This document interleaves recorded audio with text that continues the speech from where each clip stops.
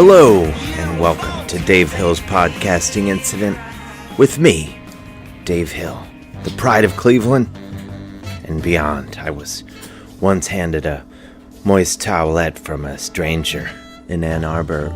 I think it was a moist. He said it was a moist towel. Anyway, thank you for joining me once again for this incredible and futuristic podcast.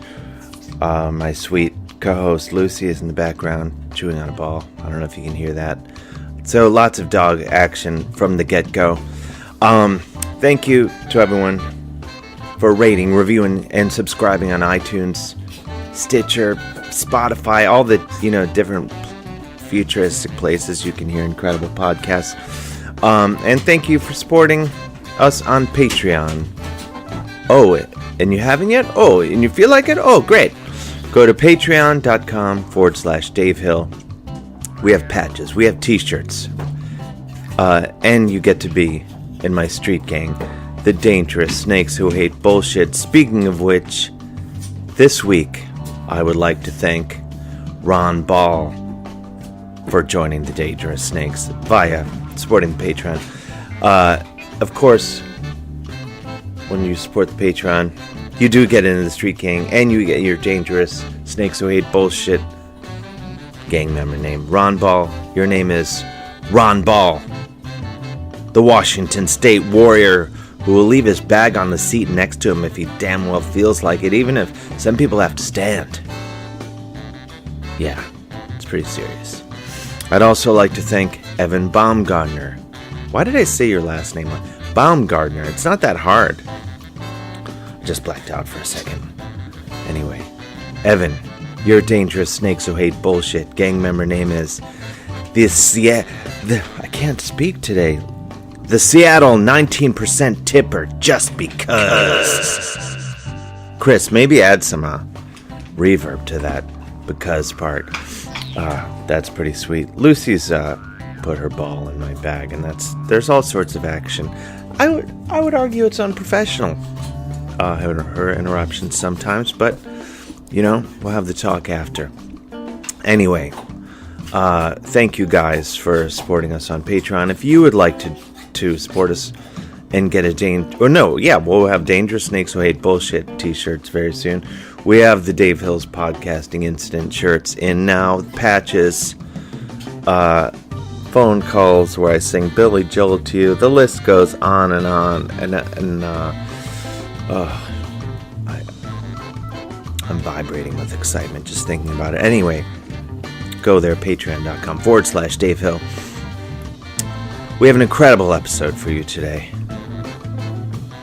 Groundbreaking, dare I say. My guest on today's episode is Mr. Paul Myers, author, musician, and so much more. Did I say Canadian? Yeah, also Canadian. As if the first two things weren't enough. Paul is the author of a great new book, The Kids in the Hall, One Dumb Guy. As hinted at in the title, it's about one of the greatest sketch groups of all time. Arguably the greatest. Okay, Lucy's disagreeing in the background. I don't know if you can hear her whining. Maybe she's saying, I don't know. I don't know where her head's on this. But it's a great book. Lucy, come on. I'm in the middle of podcasting. The Kids in the Hall, One Dumb Guy. It's a great book. If you don't get it, I'll stab you. I guess I'll just come out and say it. Anyway, Paul came over. We had a delightful time, and it went a little something like this.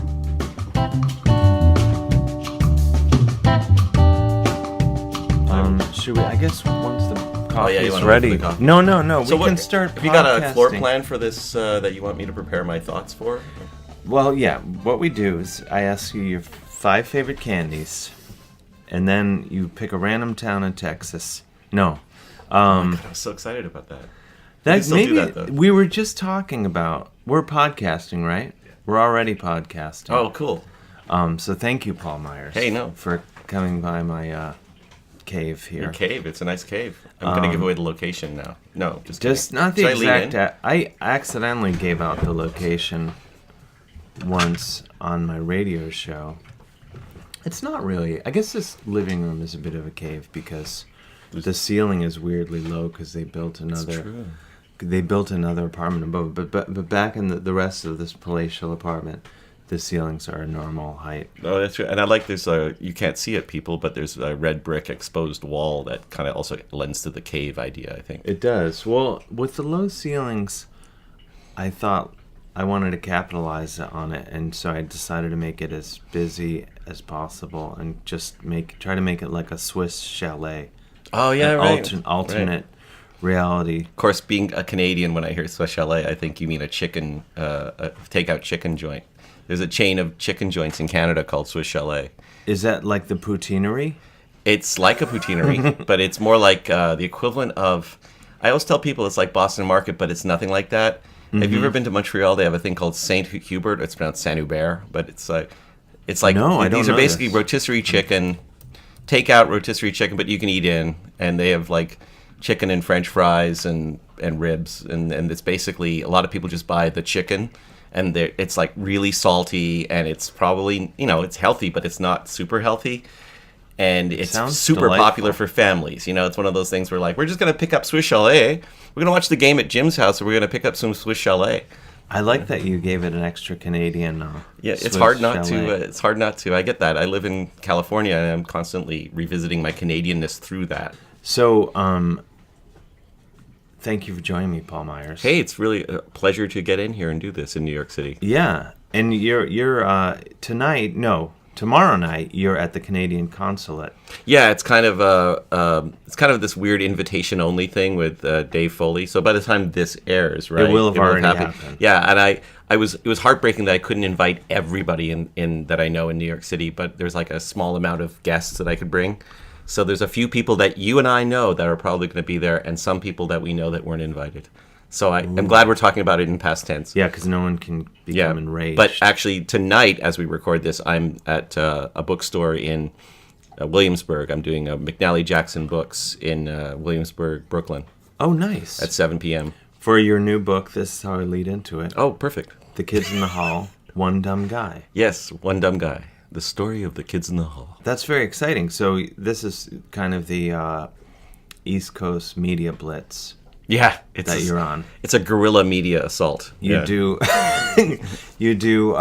McNally Jackson, and you come to my basically murderous apartment. They always say that. They always say if you can do Dave Hill's show, you can make it anywhere. Yeah, exactly. I think it might have been New York. The Dave Hill effect. The Dave Hill. Yeah, you're gonna feel the spike. Delayed in sales. No, it's pretty instantaneous. It's very Is that where the term "hilling out" comes from? When a book, they say a book just went pure hill. Yeah, yeah. Okay, I get it now. Yeah. It's when people come on this podcast. I heard the needle, the penny just dropped in my head, and the needle hit the record, and I get the music. It's like happening. Yeah, it's a good feeling. So I'm excited because we'll release this soon in the next couple of weeks, and it will. It'll already be platinum by then, I think. It will be, and weirdly, I think, not weirdly, but I feel like all roads have been leading to today because I've been working at this studio, and at that studio is a wizard or true star, Todd Rundgren, in the studio. My previous book. Your book about Todd Rundgren, the record producer and rock star Todd Rundgren. Yeah. It was kind of that's kind of the authorized story of how he made all his most well-known records, and then this one's the authorized story of how the Kids in the Hall did their most well-known shows. So it's sort of it's kind of. I only do a book if the people agree to be giving me enough access to make it, so that I'm not doing secondhand stuff because it's like it's not. You read someone's book and it's like, according to people who knew him 20 years ago, and you're like, oh, so in this case, these are all new interviews. Yeah, I hate those books where they have no access and it's just all speculation. Hearsay, yeah. This is both books, the real deal. Yeah, no, that's kind of all I do. The only time I've ever not been able to interview the person for the book I wrote was I wrote a book about the late Long John Baldry, musician from England who was, and this is how I tagged. That sounds like a money grab. Yeah. It was an obscure thing, but if you don't mind, I can derail us with a quick version of that story. This podcast is all about derailment. and coffee. I think Coffee the is coffee's ready. We So do that's the a plugs cue. up top and at the end, and in between is nonstop derailment. Chris is going to get the coffee, it looks like. He's That's getting very up. nice of Chris to do in that. I the really kitchen. appreciate that, Chris. There's mugs in all cupboards you can find. This is all theatrical. None of this is really happening. We're just making it sound like we're getting coffee. Yeah. And theater then of the mind. Later, one of us will break our arm and we'll celery stalk. That's how they do that. That's right. I learned so much when I'm here. Lucy is real, though, Yeah. for the listener. Aw. So the Long John Baldry book was called It Ain't Easy, and the reason I mention it at all is because it was an interesting circumstance. I happened to be living in Vancouver, Canada for a while, and he lived in Vancouver, Canada. He had just died in Vancouver, Canada at 65 or something, and a publisher there knew I'd written some other things and said, hey, do you want to write a book about Long John Baldry? And I was like, I don't know if I've got enough in me to write about. I don't know much about him, except that he discovered Elton John and Rod Stewart. And Rod Stewart and Elton John were in his bands like when they were starting out. And that he also lent his blues records to Brian Jones, the Rolling Stones, and helped them name the band the Rolling Stones. Like, that's all I know about the guy. And then I found out that he was, and this is kind of like the rap I would use, he's a white 6'7" gay Englishman who is the unofficial father of the British blues. And the reason I say unofficial was because everyone thought John Mayall was the guy who really was the first white guy to do that. Thank you. And I found out through my research, even John Mayall told me, I think it is, he told me on an email, he said, no, John Baldry was doing it before me. He gave me that. And Eric Clapton told me that he saw, so these guys are all in the book talking about the enigma of Long John Baldry, and how he kind of he wanted to get Jeff Beck in his band. Jeff Beck was in a band called the Tridents, who used to play at this place called Eel Pie Island. Incredible story that I run. Eel Pie Island? Eel Pie Where's Island. that? It's in the Thames River. It's in near Twickenham. Twickenham's like south of London, and it's like a quiet little town. But they used to have big band jazz play at this ballroom called the Eel Pie Island Ballroom. And would they have eel pies there? They would sell, it's from the old days, from the days of King Henry VIII, where they would sell eel pies, and they go what I think they call it junketing. They go junketing and eating eel pies. I don't know what that What stuff is is. junketing? I don't know. It must involve marrying several women, though, I think, because that's all. It's the only other thing I know about King Henry VIII is he got was a around. serial monogamist. Well, have you ever And murder. speaking to the and murder? Let's not to a sit down. point. Okay. What do you the further derailment? Do you know what are those those eel shop? What's they called? In England. Yeah, the eel pies, right? Yeah, like eel. Well, you see it with Pete Townsend a lot because in things about the Who, because where they grew up in Goldhawk Road in London, Shepherd's Bush area, they would have eel pie, and they would all the mods would eat eel pies at Brighton, I think it is. Oh yeah, pie and mash. This is what I'm thinking of. Yeah, no, there's a lot of that. A lot of English food is basically drunk food, Yeah, it's stuff you'd eat on the way home from the pub. It's horrifying. I tried to go all in, and I had pie and mash, and I got some eel with it, and no one wins. maybe the people who, I guess, sell the pie, because they win. Yeah, you can't. Yeah, I guess you can identify the eel, but I couldn't tell you what was in the pie and mash. I actually feel like Dudley Moore and Peter Cook came up with their Crunchy Frog sketch based on things like that. They have a sketch about the Crunchy Frog being a filling in chocolates or something. It's been a while since I've heard it, so I might be getting it wrong. But it's it's a nice bit of Crunchy Frog, sir. And and the other thing that I think my dad used to say was, they have these chip shops, right? And they have a big vat of boiling fat. So they'd fry the French fries, they'd fry the fish, and whenever they get any food that's slightly about to go off, and it's day-old food, they say, throw it in the fat. Throw it in the fat. And it's almost the joke in my family with my brothers was hey, what are these my shoes? I don't know, throw them in the fat. Like anything can be thrown in the fat, and it's kind of almost true, right? I mean, it's true. You fry anything. I mean, look at fried shrimp. Shrimp. Yeah. I like shrimp, but when you think about it, it's pretty disgusting. I'd like to know, the frying team that came up with calamari. It's so hard to find the little pieces to put in there. Yeah, the calamari is disgusting on its surface. I mean, but if I think Lucy Lucy likes calamari. I think she might be pro calamari. Lucy, I'm gonna get her a snack. Well, I'll just keep telling them the story about. I'll just keep telling them the story. So they're playing at Eel Pie Island, Long John Baldry, and he was playing with Alexis Corner and Cyril Davies, or Davis if you're in England, and then Cyril Davies dies, and they need a harmonica player, and Long John Baldry's the singer in that band, and he's coming home from the gig one night and sees young Rod Stewart playing harmonica on the Twickenham railway platform, and he says to him, like, this is how he used to talk. He goes, dear boy, do you do that professionally? Would you like to play in my band? And it turns out Rod had actually gone to the gig that night. And he goes, oh my God, Mr. John Baldry's asking me to join his band. And then that's what started Rod Stewart's career, which I am not just saying that. Rod Stewart tells me that in my book, It Ain't Easy. Yeah. This is amazing. Yeah, so I think that's enough derailment, even though it ends at a train station. Basically, that's the kind of book I like to write, where you get the people. That's a good dovetail back. So yeah. I like to get write a book where you get to interview like 200 people.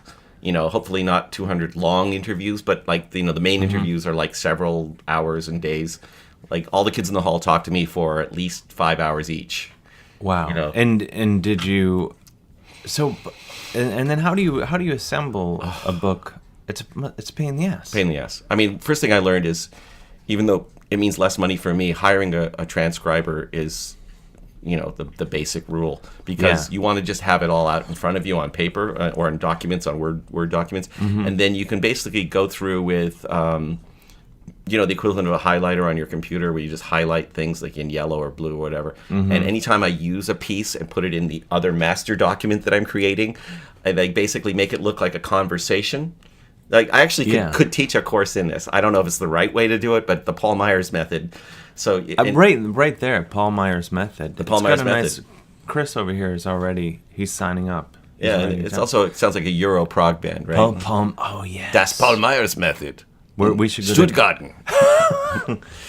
If you'll commit to that, I'll commit to that. I will join the Paul Myers method. The way you said that, I thought it was also a weight loss program. If you'll commit to 6 hours a day eating nothing but eels. I'm looking for I feel like I'm looking for direction in my life, and joining your cult or prog band or whatever direction. Anyone would be happy to have Dave Hill as the guitar player in their prog band. I mean, that would be awesome. That's all I want to do, is move to Denmark and be in a prog band, maybe. I don't know why I chose Denmark. The Netherlands, maybe. Sounds like something's rocking in Denmark. Isn't that how the line goes? I don't really know those things. That's our first album, the Paul Myers Method. Something's rocking in Denmark. This has been a good meeting. It's all unfolding in front of us. It seems insane not to do this. So the reason I wrote this Kids in the Hall book actually goes back. Let's get. No, I didn't mean to do that. I didn't mean to do that. But I just thought, I thought you'd appreciate this story, because I grew up in Toronto, Canada. Where in the suburbs? I grew up in a suburb called Scarborough. Would you know that by any chance? I know it by name. And I also grew up in another one called North York, but mostly in Scarborough, which is. And how big you have? I have two brothers. Two brothers? No, just a brother sister. Peter, who's older than me, and a brother Mike, who's younger than me. And we got to probably say, like, everyone might know Mike because he became a famous comedian, like kind of a famous. He's done all right. He's done all right. But this comes into the story. This is maybe the one time when it's okay to mention my brother's trajectory and mine, because he had been taking comedy. Mike, that is. He'd been taking comedy improv workshops at Second City Theater in Toronto, and they have a workshop there called, the Workshops, it's called. And he was so good at it that he got hired by their touring company, which means he would go into like the rural towns around there and do like festivals as Second City on tour. Moose Jaw. They go to Moose Jaw. They go to Regina. Hat. Yeah, all the places named in the Burton Cummings song from the Guess Who, Running Back to Saskatoon. Oh wait, yes. Yeah. So I've been hanging in gas stations, been reading in books. It's like a classic Burton Cummings, Moose Jaw, Terrence, and a medicine hat, running back to Saskatoon. I think you have to pay for copyright now because I sang it. I sang it badly. Cut it off at. I sang it badly. Yeah. So that's parody technically, loss. Yeah, parody, absolutely. Or it's fair use, I guess. Fair use, mate. Fair use. But anyway, so he did all that, and then. It was like so much fun, and typical brother arrogance. I'm like, I'm a guitar player, I'm a musician, but I'm a little shy on stage. Maybe I'll take improv workshops. Maybe I'm funny. maybe I'm not. It turns out maybe I'm not. But I'm also, no, I realized I was funny in social situations, but I didn't have the improv stage ability. I didn't have the killer instinct to be a comedian. But I recognized how much comedy meant to me and watched Mike go off and do well. Meanwhile, in my class, Kevin McDonald and Dave Foley tell me that they're coming out of their class and they tell me, oh, we know your brother. He's really good. You should come see our troupe. We're playing across town at this bar called the Rivoli, my band used to play the Rivoli. So I thought, I know where that is. I'll go. The Gravelberries. My band was the Gravelberries, yeah. Mm-hmm. And actually, Dave Foley and Kevin McDonald told me that they liked my band, so it was kind of like a beautiful thing. Like, oh, great, we all love each other. Let's go see. I'll go see your comedy now. You know that thing. Yeah, like, yeah. Check me out. Check you out. And so I go to see them, and they're great. And the woman I was dating at the time had gone to university with Scott Thompson, and she said, "Oh, I was going to go to see my friend's comedy troupe. They're called the Kids in the Hall." I said, "My friends are called the Kids in the Hall." So it was like we all showed up for this troupe, and they were like playing this small room for, I think, 90 people. But it was packing. They were packing in like 180. It was like beyond fire martial laws, you know. Mm-hmm. And then they were getting lineups out the door, but I was always kind of allowed in because I'd been there at the beginning. And then, you know, we watched them become super successful. So Mike's career sort of led me to them, and we're all friends. You know, Mike used to jam with the Kids in the Hall while he was at Second City, like come across town, do like their set at the end, you know, like that thing, sitting in, you know. Mm-hmm. And at one point, they had not met Scott yet.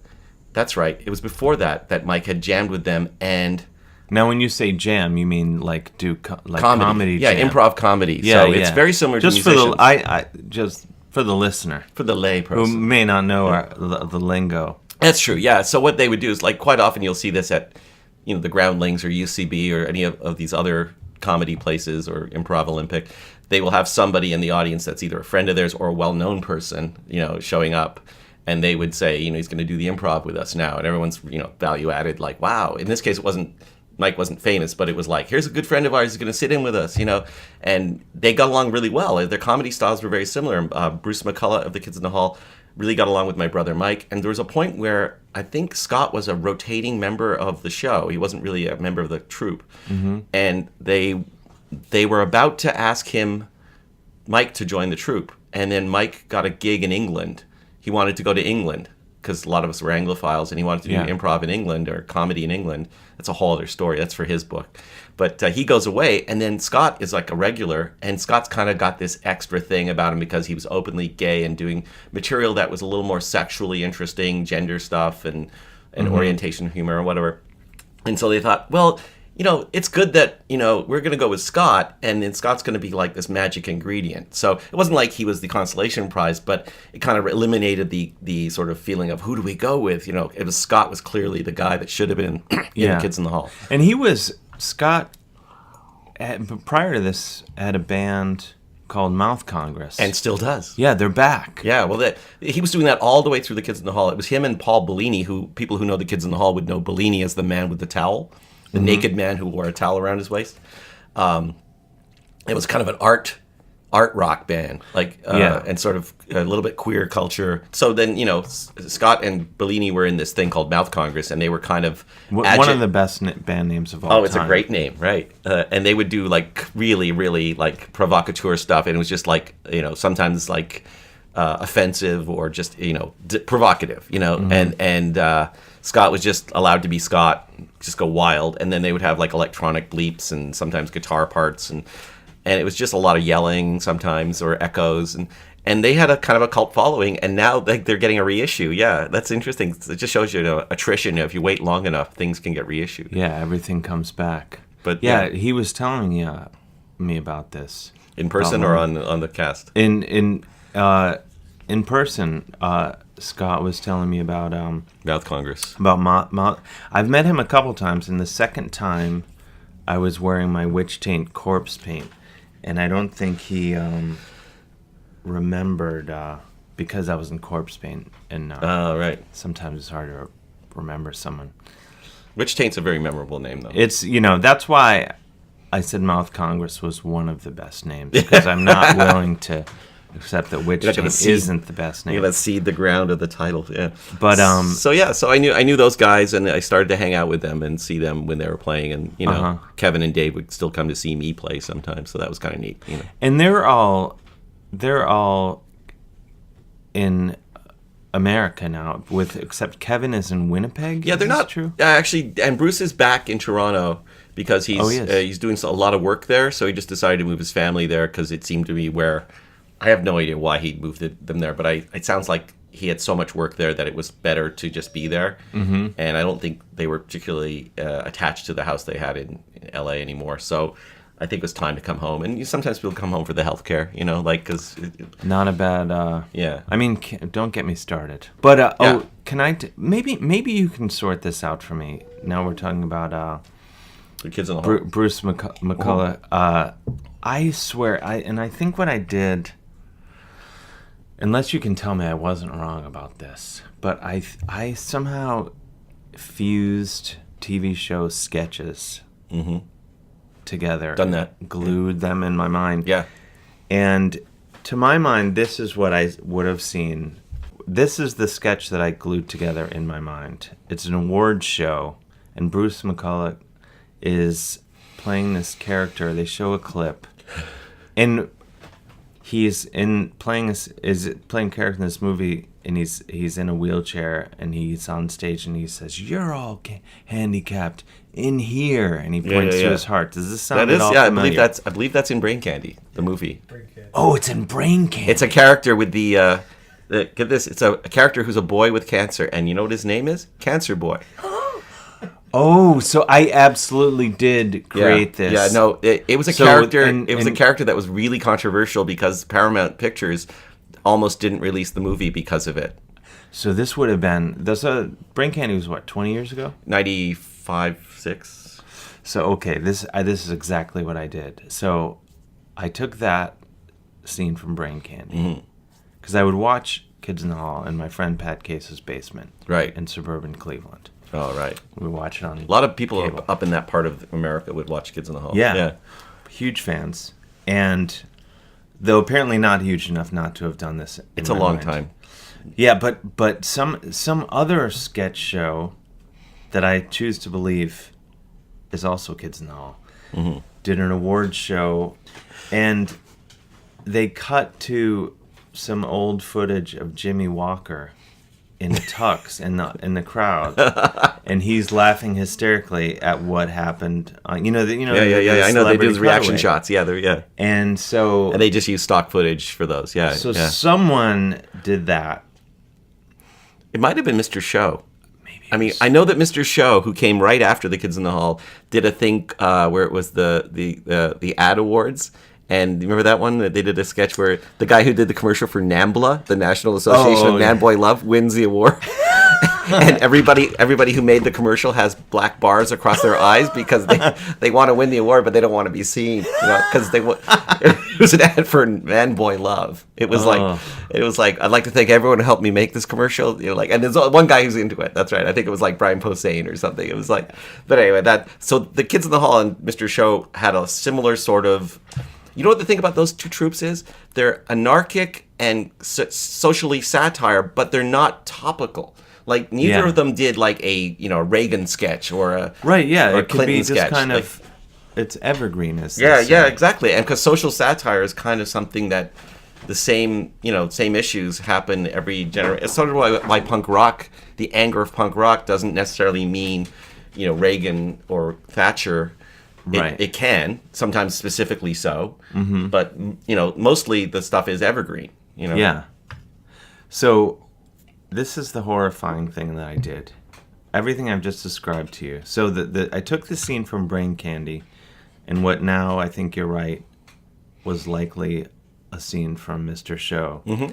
And I created a new sketch in my head. Yeah, awesome. Fast forward to maybe 3 years ago, roughly. I'm in a van at Outside Lands Festival. Right. In San Francisco. Yeah. Where I saw you. You saw me that. I at the food tent. Yeah, and so I'm in a van with Bruce and his wife, and Tracy, and the driver. So this is not. Fortunately, I guess that's all the only people that were in there. And I start talking to Bruce. Say I've never met him before. I'm saying what a fan I am, what a Kids in the Hall fan I am, and then I tell him about one of my favorite sketches they ever did, and he's just like, what are you talking about? Like, he was very polite about it. Yeah. But I confidently told him about this sketch that I've fabricated, glued together, Frankenstein in my memory. Right. Like, pretty early in the drive. Right. And he's just like, we didn't do that. Mm-hmm. And I was like, you sure? It's so funny. If it makes you feel any better, the story of my life is having awkward pauses after I've told Bruce McCulloch things. That's who he is. Like he's the warmest, nicest guy. I'm honestly not saying he's a dick, but other people in the troupe might say he's a dick. But I'm not saying he's a dick. But he is like definitely not one to over make you feel like he won't go out of his way to say, "No, Dave, you had the wrong sketch." Oh, I understand. Don't be embarrassed. Like, he wouldn't say that. It's kind of his demeanor. It's kind of the punk rockness of Bruce. Uh-huh. And, like, I've had times where I'm thinking, stupid, I shouldn't have said that. I shouldn't. Also, I do this with other comedians. I used to go to Sketchfest a lot. Actually, one of the first times I met you was at Sketchfest. I used to go around, and I would go up to everybody who made me laugh. But to this day, Paul F. Tompkins probably doesn't want to talk to me, because I would be, Paul F. Tompkins, man, I love your work. Hey, are you going to the thing after? And I could tell by the look on his face that I'd overstayed my welcome. And then on the other hand, like, I met a few other people, but luckily only once, and I might have just given them John Hodgman, I sort of was like, wow, you're so funny. I love your stuff. It's so smart. And you could see him looking around the room like, okay, thank you very much. So I really toned down my fanboy geeking, because it was starting to become something where I think if there was some kind of, there's not really a blacklist, but kind of like, oh, that guy. Here comes that Myers asshole. Your photos, the door guy has your photo. Yeah, exactly. Yeah. No, that was. It's funny because you mentioned that faces the door guys thing, like my ID. In the clubs as a musician in both Vancouver and in Toronto, there was a period where I was totally loving that idea that people knew me as a player. So, some bands playing that you couldn't get tickets for, you walk up and they go on in, Paul. And then I used to love that. But then it didn't work in San Francisco. That's what I call the power of rock. The power of rock. Like they know you're a rock guy. Where you just roll up and. You couldn't see this. I did the devil horns with my hand just now to Dave. I don't know if it doesn't read on the thing. Yeah, but people could feel it. That's the power of rock. That's the part that's exactly right. I'm not sure if that song is sung by Huey Lewis or is it sung by Holly Johnson in the Frankie Goes to Hollywood. He had a power of rock. The power of love. There's the power of love. The power of love. That's Huey Lewis. Yeah, the power of love. There's two powers of love. I would argue that confusing Huey Lewis and Holly Johnson is right up there with me. Yeah, exactly. Frankie Goes to the News. Yeah. Or is that? Putting those two sketches together. Yeah. Holly Lewis and the News. No, Holly Johnson and the Frankie Goes. Anyway. I really like Holly Johnson. I was a big Frankie. I'm still a fan. I mean, relax. But I remember being a kid, and I still am a huge Anglophile. Yes, and I know that about you, and I respect that about you. Thank you. Well, Lucy's knocking over the monitor. Lucy, not so much. Not a big deal. But you're a big Anglophile, and Frankie Goes to Hollywood was coming to Cleveland. Oh, wow. So they're hitting the secondary markets. And don't tell Cleveland. With Relax and Welcome. What was it? Welcome to the Pleasure Dome. Welcome to the Pleasure Dome. Was that the album? Yeah, that was it. Yeah, and Two Tribes. Yeah. Oh, and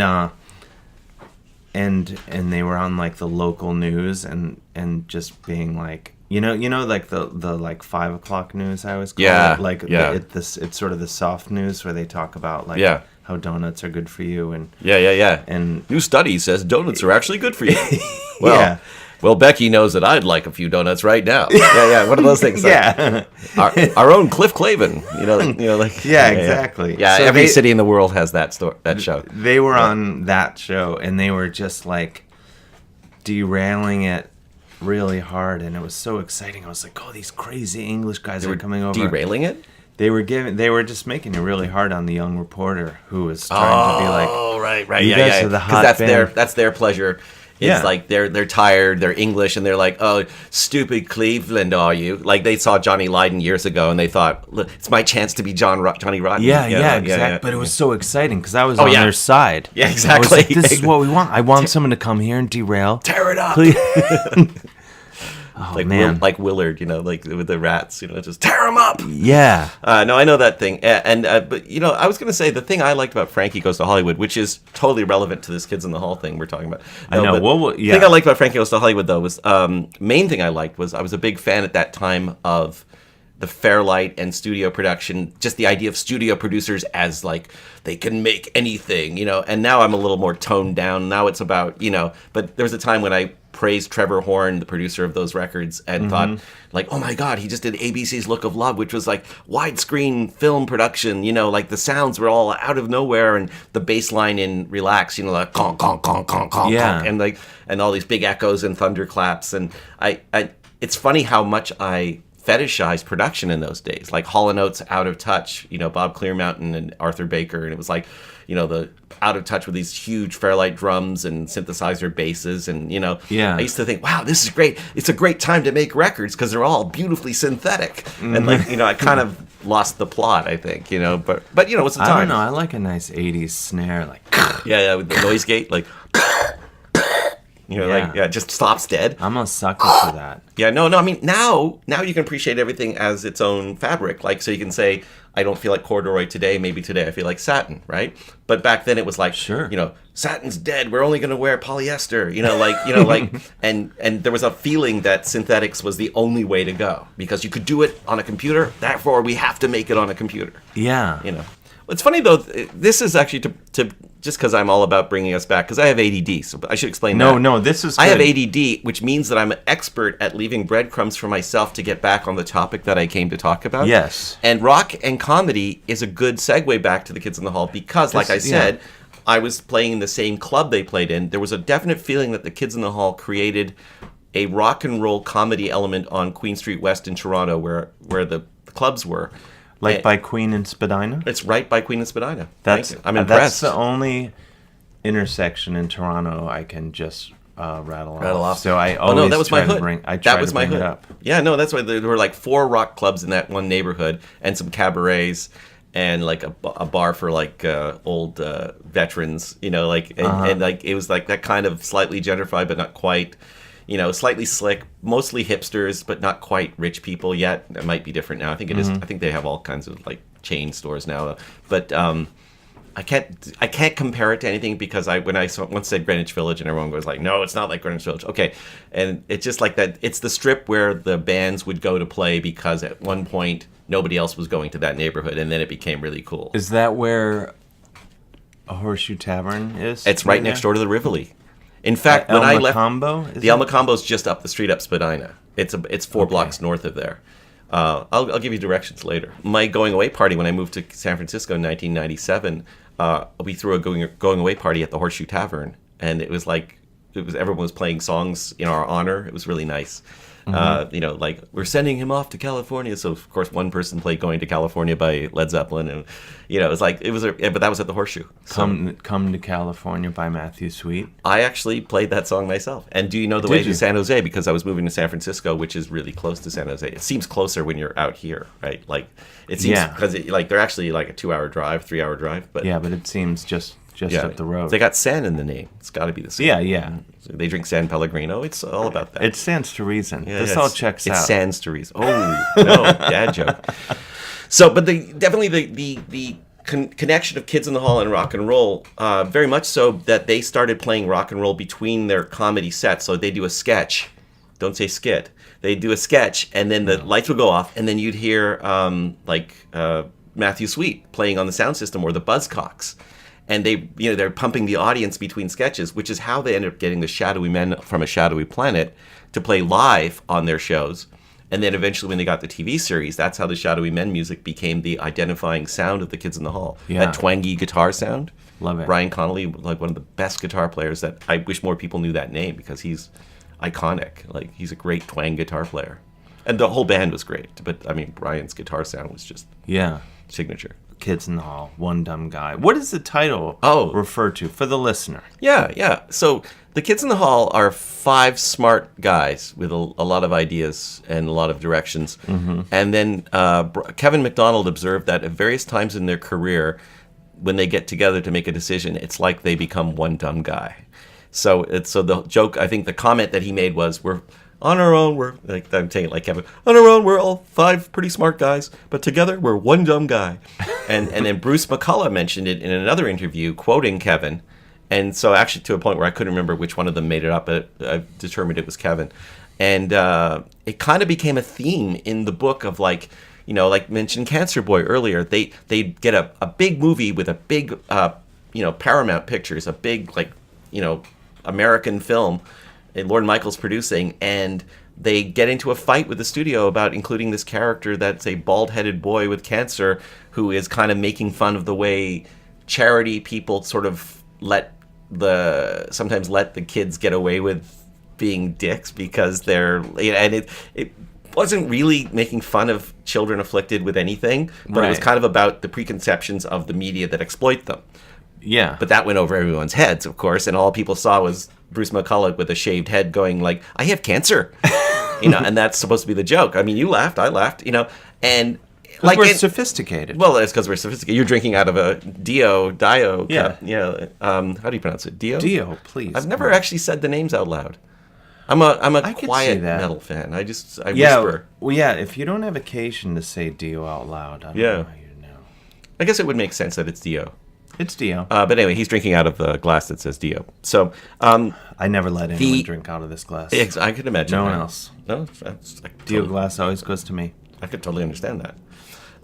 So they make decisions like that Cancer Boy. They'd make decisions like I can't remember some of the other decisions right off the top of my head, but there was always like whenever are we going to do this tour now? No, let's do it later. Or are we going to take a year off to do this? No, let's go right into something that we're not ready to do. And like they would always make decisions as a committee that were not always. I mean, who's to say what's a bad idea? But ideas that probably caused them pain. Mm-hmm. There's a sketch of theirs where they're talking around. Called To Reg, or Reg, and they're all 5 guys sitting around a campfire talking about their friend Reg who has passed away, and they're like raising beers to him like, hey, To Reg, what a great guy. You know what I liked about Reg is he didn't put up, he fought really hard when, that's right, he did put up a fight. When you strangled him with piano wire, he really fought. Remember that? He just refused to die. Like, that's what we liked about Reg. And then To Reg, easy to love, hard to kill. And I sort of thought at one point that would be a working title for the book, but it's too obscure. But it's in the book. But the idea that, easy to love, hard to kill. Like the Kids in the Hall have tried almost to kill their career several times. They've broken up on various occasions or had 2 guys in the bands aren't talking to troupe. I'll say the band. That's the thing. They're kind of like a rock band. Yeah. So Kevin and Dave, who are best friends, got into a serious feud to a point where they didn't talk for 2 years. Wow. And at the same time, they survived it. Scott Thompson had cancer later. He literally was in radiation and chemotherapy while they were making Death Comes to Town, which was the name of their series. Again, they get a mini-series on CBC Canada, and they write a story about the Grim Reaper coming to a Northern Ontario town. Like, that's entertainment. But it was funny. It was but it's so dark, and like they don't... so anyway, Scott nearly dies. So literally, they nearly die, and they toured again, like shortly after that. And then I think they're going to do something eventually again on film, or TV. But they tour every 2 or 3 years. They all have solo careers, but they've survived, and they actually love each other as brothers now. Yeah. And I always love that too because I have 2 brothers. I don't know if you have. I have a brother, and that 3 feeling. Sisters. Well, there you go. That feeling when you might have fought with them when you were younger, but at a certain point, you're like, things don't get to you the way they used to eventually, right. And I just love that idea of what I call hard-won brotherhood, like that the Kids in the Hall have like basically gone through the war together. Yeah. Like they're like a band of brothers, like they've been through World War, whatever, Yeah. And I think that's cool. I think that's what makes the story interesting to me. It's like there's an arc to it. Yeah. And what is it about? How do you think, or do you think, Canadian comedy? Do you think there's a distinct brand of Canadian comedy? Yeah, there doesn't have to be. There doesn't have to be, but I think if you started to look for one of the things that traditionally we Canadians, or not we because I'm not a comedian, but when Canadian comedians come down here to the United States, one of the things that I think we've traditionally brought to American comedy is a detachment but a kind of feeling that we were like the little brother or older brother or whatever. We're like, not quite. We're America adjacent. We're not Americans, but we kind of watch all your TV and all your films. We know your culture. Yeah. And to enough that we kind of think of it as ours, but we know the difference and we see the subtle differences. So, Americans are more, they're either obsessed with guns or they're obsessed with being anti-guns, whereas Canadian, the gun issue isn't as front of mind. Like we think about guns because there's guns there. People get shot in Canada. Yeah. But it's harder to get a gun. It's much harder, and I was amazed. I was in a gun shop in Clinton, Ontario. Oh, wow. Where my grandfather's from. I was researching this book on Canada that I'm finishing. Oh, God, I want to know about that. I was amazed going in a gun shop where you would think the most pro-gun guys would be hanging out, and they were just speaking matter. They're like, yeah, it's really hard to get a pistol. It would be fun to have a pistol, but it's just such a hassle. I don't have one, because they were just saying like it's hard to get a pistol. Well, they're like, well, you have to keep it in a separate thing, and then if you drive somewhere with it, you have to drive straight to the shooting range, and you can't like stop off and grab a coffee along the way. Like, there's all these rules that make it like, and you can't have it at your house and they're rather than being like it's bullshit, they were just like, I don't have a pistol. That's the Canadian. I will say that's the Canadian. Is it punk rock okay, but punk rock okay? Like that's the Canadian punk rock attitude has traditionally been punk rules okay, mom. But that's not to say that we're weaklings or whatever. But we're much more Swedish. We're much more reasonable about. There's a rule, eh? Someone made a rule. Must have been a reason. Like we pay taxes in Canada, like for that healthcare that everyone talks about. Yeah, the argument against it is, but you'll pay more taxes. I gladly paid taxes in Canada because if I did get shot with a gun, I would get the ambulance covered. And I'd probably get the fine treatment in any ER without really worrying about that part of it. If they had to sew me up, I would not be broke because somebody randomly shot me, which never happens because rarely do people get shot in Canada. I mean, that's not to say it's they make it harder to get shot. Yeah, it's harder to get shot. I mean, what happens is there's drugs and guns are traded for drugs. Mm-hmm. So wherever there's crime, there's going to be guns. And, it's harder to trace them. But that's the people say, yep, they still get them, right? Sure, they still get them. But when they're caught, there are more rules about what happens to them afterwards. Whereas somebody here, you can't, I don't know. I don't want to get into that whole thing. But so that's a part of the Canadian mindset is we are much more willing to accept certain rules. But we're also kind of like, that makes no sense, eh? Why are you doing that? But we're not going to like burn it down. We're just going to try and legislate it down. Like, I'm going to vote against that. I'm going to come up with a bill, eh? And you're going to see, we're going to change things here. Mm-hmm. And it's going to take 40 years, and I might be dead, but we're going to change things here.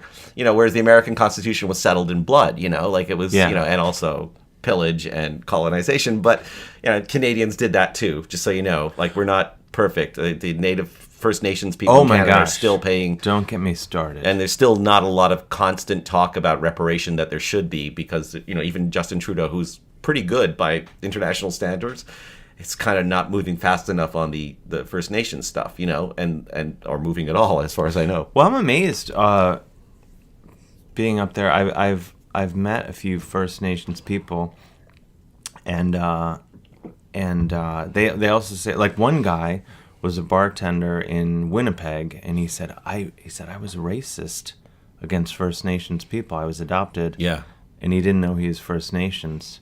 Oh. And he was a bartender at the Hard Rock in San Francisco. If I'm getting, is there one there? There's a Hard Rock in San Francisco, probably. I've never seen it. I can't imagine you. I don't be going to the I don't Hard even know Rock. Where it is. But he was like, I was a bartender there. And I may be getting the location wrong, but it was San Francisco. And he said, one day I got a phone call from the Canadian government saying that, you were adopted in your First Nations, and if you come back to Canada, you'll get this money, which I don't think it's as easy as he made it sound. Yeah. Because I spoke to someone else, and they said, they make it really painful, like what you have to go through to get that money. Is like most people are like, screw it, I don't want the money. But anyway, all by way of saying, yep. Yeah. No, it's true. And, I remember, I mean, again, we're digressing, but I remember...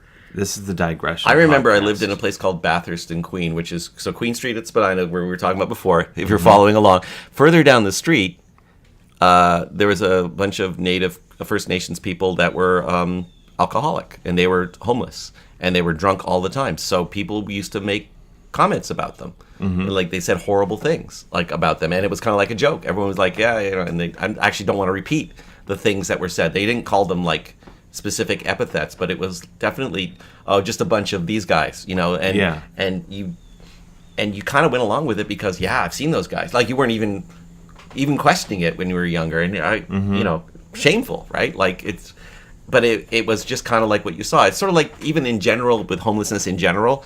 There's a certain level of middle classness where you walk around any city and go, stupid homeless people. When when you don't know where those issues come from, you'd be like, oh God, there's a bunch of homeless people near the bus stop. It's like, and like now I have a whole different paradigm because I'm like, now I see how homelessness is started and how people just fall through the cracks. So that, I'm just sort of saying, cutting some of that slack is, I think, a general awareness. Wokeness is just good in all things because it kills comedy for the short term. I'll give you that. But we can have better comedy. You know what I mean? When we're dead. No. Better, 40 years and there's some legislation involved, eh? But, so the Kids in the Hall would actually, they would they would characterize social issues. And, when Scott Thompson, who's the openly gay guy in the troupe, everyone knows Scott Thompson, but Scott would do a sketch where they'd gotten notoriety for having a gay man in the troupe. And he says, you know what? I'm thinking I'm not gay. I'm going to not be gay. And the rest of the troupe are like, no! That's our shtick. Like our shtick is that we have a gay guy. You can't be not gay. They playing it backwards, which is instead of like, well, I don't know, explain the joke, right? But Paul Myers explains the joke. A whole other podcast. I like that. Yeah. Oh, it's a boring podcast, man. But yeah. So like that's the thing where they were like taking the social issues, and they weren't being specifically topical about any one thing, and it's dark. But it's also just funny. And I think that's why the Kids in the Hall endures. I don't know. There's other reasons they endure, I guess. But the magic of videotape. Yes. Now, the book is The Kids in the Hall, One Dumb Guy. You can get it wherever incredible books are sold. Do you have a preference as an author where people get your books? I get asked this question a lot. Obviously I like them to just get the book. I love independent booksellers, so I'm always partial to telling people get them to order it at your favorite bookstore because it's nice when those bookstores don't go out of business. Yes. Beyond that, I would also say if you can go to one of the chains, it's also good when they have it because they log the sale with the big guys. And Amazon also, I gotta say, Amazon or any of those book retailers online, they also, if they have a big order, then they order a bunch for their warehouse, and therefore we sell more books. So it'd be great if everybody could share in this somehow. Everyone. So the lesson is buy the book in all formats from wherever it's available. That's probably the lesson. That is the lesson. However many copies as many as possible. Yeah, sometimes you want to buy two just because you're going to be reading and telling your friend about it, and that you're not finished yet, and you want to give them the extra copy. You enjoy it. That's the reason. Do you find this? I always get people, as a fellow author, I get people ask me like, Dave, what's the best way to buy your book that will help you? I want to put the most money in your pocket. Right. And I always laugh because the money's never going to go in my pocket. I spent the money they're giving me. Yeah. This book's not going to recoup. Who am I kidding? Do you know what, though? My Todd Rundgren book recouped. Oh, nice. I'm actually at sell-through. I'm at sell-through now. That's the term that they use. Lingo. It's the lingo, yeah. So who knows? The Kids in the Hall's in second printing, maybe eventually. No, I'm not saying this about I'm saying my book. My Tasteful Nudes? Tasteful Nudes. Dave Hill doesn't live here anymore. The forthcoming book, the legal is still fighting over the title. I'm not sure what it's going to be. Well, yeah, no, so you're right. It is basically... My personally books, they never recoup. But the whole point is that the people get to read them and that they exist in print. Yes. And other forms of content sharing. other legal forms of content sharing that Yes. somehow benefit somebody. Because the other thing is, I want the company that signed me to get some money because I want them to feel like it was a good idea to book me. Yeah, that's how I. Yeah, It's like that's you want the club to sell a lot of beer because they booked you, and you want their wait staffs to do well. Like. Yeah, and also all my books sell bazillions of copies and always recoup. Also, there you go. They don't. I'm just nodding to you. I just realized I shouldn't joke books. about this. Yeah, because well, I bought your book. So Yeah, I bought that's one of all your I books. I asked. didn't buy all your books. I'm going to go out now. Well, I'm on my way out to buy them after this. well, they're timeless classics. That's true. That's So whenever you get around, but that's not the point. The point is that we want to put. Everyone should get your book, whether you're a fan of Kids in the Hall or just great literature. or comedy in general. Because there's a lot of the history of comedy, like Fred Armisen and Judd Apatow and Paul Feig in the book, talking about the Kids in the Hall impact on them, and that's kind of neat. Like if you like those guys, you'll want to sort of hear where that. And Odenkirk talks about how Mr. Show was sort of aware of the Kids in the Hall to a point where they wanted to like kill Kids in the Hall so they could get a show on HBO. I mean, he says that he also says how much he loves them, but he's like, why are they taking up all the HBO space? So Mr. Show sort of came right after them, and it's like, thank God they're like gone. Now we can do our show. So there's that definite lineage, and Lorne Michaels is in the book. It's just kind of an interesting way it all fits. If you want to do, are you going to do like, for the downloadable edition, will you do like updates and things like that? I would love to. It hasn't come up yet.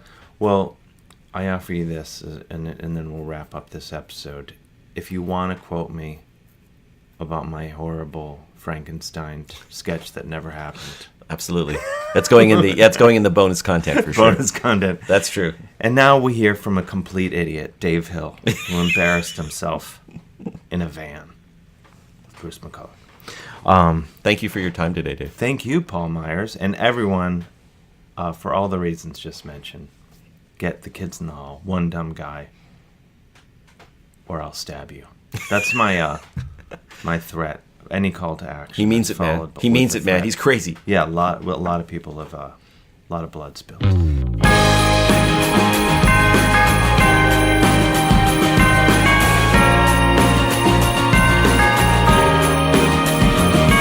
And there you have it, my delightful conversation with Paul Myers, author, musician, and Canadian.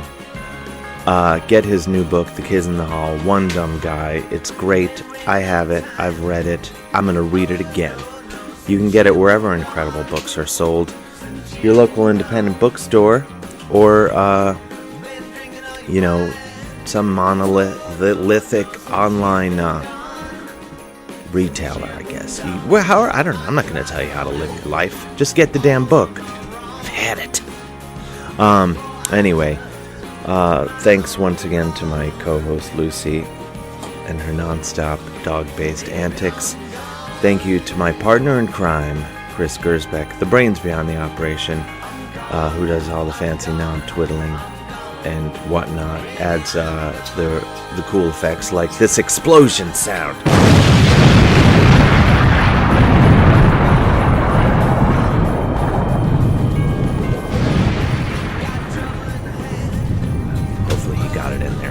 Anyway, please rate, review, and subscribe to this podcast on iTunes and Stitcher and wherever, Spotify, wherever you get your Stone Cold podcasts from.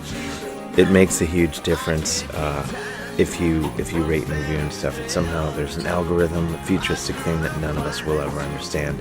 Also, I read the reviews and it gives me a sense of worth. Anyway, and support us on Patreon. Help us keep gas in the tank, get better microphones.